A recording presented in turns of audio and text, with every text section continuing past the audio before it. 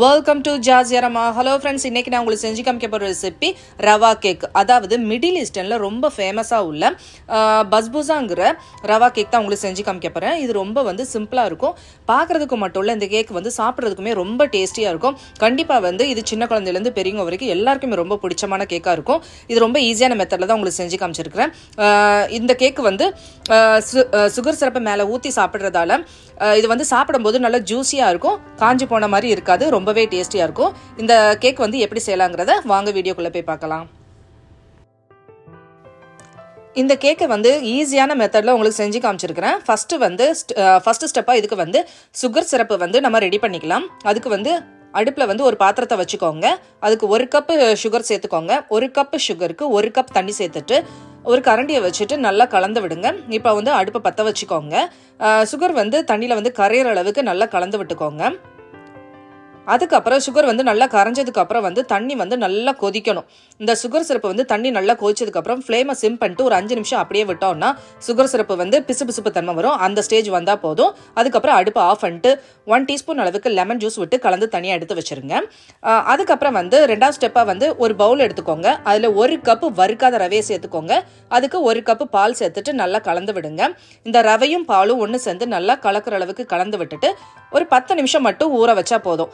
இந்த ஸ்டெப்பு நீங்கள் செய்கிறதால ரவை கேக்கு பேக் பண்ணும்போது ரவை நல்லா மேலே கிறிஸ்பியாக இல்லாமல் கரெக்டான பதத்தில் வெந்து வரும். அதுக்காக ஃபஸ்ட்டு இந்த மாதிரி ஊற வச்சு எடுத்து வச்சுக்கோங்க.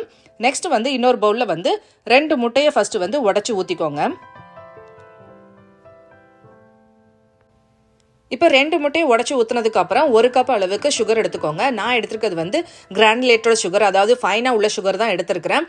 அதனால் நான் டேரெக்டாக சேர்த்துருக்கிறேன். நீங்கள் இந்த மாதிரி சுகர் இல்லாட்ட நீங்கள் 1 கப் சுகரை பவுடர் பண்ணி சேர்த்துக்கோங்க. ஏற்கனவே நம்ம 1 கப் சுகர் சுகர் சிரப்பாக ரெடி பண்ணி வச்சிருக்கிறோம். இப்போ இந்த சுகர் இதில் சேர்த்துக்கிறதால மொத்தம் இந்த கேக்குக்கு 2 கப் சுகர் தேவைப்படும். இது கரெக்டாக இருக்கும் இந்த இனிப்பு. அந்த மாதிரி சேர்த்துக்கோங்க. அதுக்கப்புறம் 1/2 கப் அளவுக்கு நான் யோகர்ட் சேர்த்துருக்கிறேன். உங்கள்கிட்ட யோகர்ட் இல்லாத பட்சத்தில் வீட்டில் உள்ள தயிரே நல்லா வடிகட்டி துணியில் வடிகட்டி நல்ல கெட்டியான தயிராக எடுத்து சேர்த்துக்கோங்க. அதுக்கப்புறம் 1/2 கப் அளவுக்கு சன்ஃப்ளவர் ஆயில் சேர்த்துக்கோங்க. இப்போ தயிர், அப்புறம் முட்டை, அதுக்கப்புறம் ஆயில், அதுக்கப்புறம் சுகர், இந்த 4 பொருளும் ஒன்றா கலக்கிற அளவுக்கு இந்த மாதிரி விஸ்கை யூஸ் பண்ணி நல்லா மிக்ஸ் பண்ணி விட்டுக்கோங்க. இதில் ஓவர் மிக்ஸ் பண்ணக்கூடாது. நம்ம சுகரும் முட்டையும் நல்லா கலந்ததுக்கப்புறம் ஆயிலும் தயிரும் சேர்த்ததுக்கப்புறம் ஓவர் மிக்ஸ் பண்ணால் ஹார்டாக போயிடும் கேக்கு. அதனால் எல்லாம் ஒன்று சேர்ந்து இந்த மாதிரி க்ரீமியான டெக்ஸ்சர் வர்றதண்டி மட்டும் மிக்ஸ் பண்ணி விட்டுருங்க. அதுக்கப்புறம் 1/2 கப் அளவுக்கு டெசிகேட்டட் கோகோனட் சேர்த்துக்கோங்க. இந்த தேங்காய் பூ சேர்க்கும் போது இந்த ரவா கேக்குக்கு இன்னுமே கூடுதலான ஒரு ஃப்ளேவர் கிடைக்கும், டேஸ்ட்டும் ரொம்ப நல்லாயிருக்கும். அதுக்கப்புறம் நம்ம ஊற வச்சிருக்கிற இந்த ரவையை சேர்த்துக்கலாம். இது ஒரு 10 நிமிஷம் ஊறினாலே போதும். நல்லா தொட்டு பார்க்கும்போது நல்லா சாஃப்டான டெக்ஸ்சர் வந்திருக்கான்னு பார்த்துட்டு இந்த ரவையை ஊற வச்ச ரவையை இதோட சேர்த்துக்கோங்க. இந்த ஸ்டேஜுக்கு பதிலாக நீங்கள் டைரெக்டாக 1 கப்பு ரவை இதில் சேர்த்து பண்ணோன்னா கேக்கு மிக்சரை ரெடி பண்ணதுக்கப்புறம் ஒரு 30 மினிட்ஸ் அளவுக்கு நம்ம கொஞ்சம் நேரம் ஊற வச்சுட்டு தான் பேக்கிங் ஓவனில் பேக்கிங் ட்ரேயில் மாற்றிட்டு ஓவனில் நம்ம பேக் பண்ண முடியும். எப்படி இருந்தாலுமே கொஞ்சம் நேரம் ரவை ஊறினா தான் நல்லா வரும். அதுக்கப்புறம் 1 கப்பு மைதா மாவை இந்த மாதிரி ஜல்லடையில் போட்டுக்கோங்க. அதில் 1/4 டீஸ்பூன் அளவுக்கு பேக்கிங் சோடாவும் 1/2 டீஸ்பூன் அளவுக்கு பேக்கிங் பவுடரும் 1/4 டீஸ்பூனுக்கு கொஞ்சம் கம்மியாக உப்பும் சேர்த்துட்டு நல்லா இந்த மாதிரி ஜலிச்சு எடுத்து வச்சுக்கோங்க. எல்லாம் ஒன்று சேர்ந்து இந்த மாதிரி மிக்ஸ் ஆகி நல்லா ஜலிச்சு எடுத்து வச்சதுக்கப்புறம் மைதா இந்த பேட்டரில் நல்லா மிக்ஸ் ஆகிற மாதிரி நல்லா விஸ்கால மிக்ஸ் பண்ணி விடுங்க. நான் ஸ்பீட் மோடில் போட்டிருக்கதால ஃபாஸ்ட்டாக பண்ணுற மாதிரி தெரியும். இதை ஸ்மூத்தாக நீங்கள் ஹேண்டில் பண்ணுங்கள். நல்லா சாஃப்டாக ஸ்மூத்தாக நல்லா மிக்ஸ் பண்ணி விட்டுக்கோங்க. ரொம்ப ஹார்டாலாம் மிக்ஸ் பண்ண வேண்டாம். அப்படி பண்ணோன்னா கேக் ஹார்டாக போயிடும். அதனால் இந்த மாதிரி சாஃப்டாக எல்லா மாவும் ஒன்று சேர்ற அளவுக்கு நல்லா கலந்து விட்டுருங்க. கட்டி இல்லாத மாதிரி பார்த்துக்கோங்க.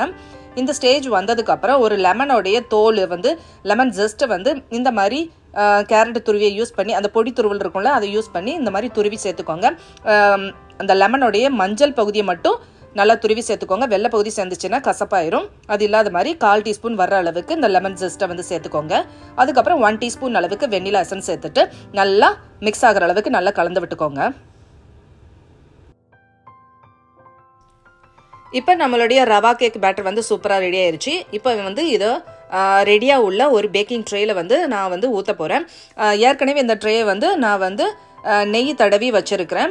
நெய் இல்லைன்னா பட்டர் எதுனாலும் சரி, ஏதாவது ஒன்று அப்ளை பண்ணி ரெடி பண்ணி எடுத்து வச்ச இந்த ட்ரேல வந்து நம்ம ரெடி பண்ணி வச்சிருக்கிற பேட்டரை வந்து ஊற்றிக்கோங்க. பேட்டர் ஊற்றும் போதே நம்மளுக்கு தெரியும் கரெக்டான டெக்ஸ்சர் வந்து நல்லா சாஃப்டாக இட்லி மாவு பதத்தில் இருக்கும். இந்த ஸ்டேஜ் வரும்போது நம்ம வந்து எடுத்து ஊற்றிடலாம். இப்போ வந்து ஓவனை வந்து ப்ரீஹீட் பண்ணி வச்சிருக்கேன். 180 டிகிரி செல்சியஸ்க்கு ப்ரீஹீட் பண்ணி வச்சுட்டு ஒரு 35லேருந்து 45 மினிட்ஸ் வந்து பேக் பண்ணி எடுத்தாச்சுன்னா சூப்பரான நம்மளுடைய பஸ்பூசாங்கிற ரவா கேக் வந்து சூப்பராக ரெடி ஆயிடுச்சு.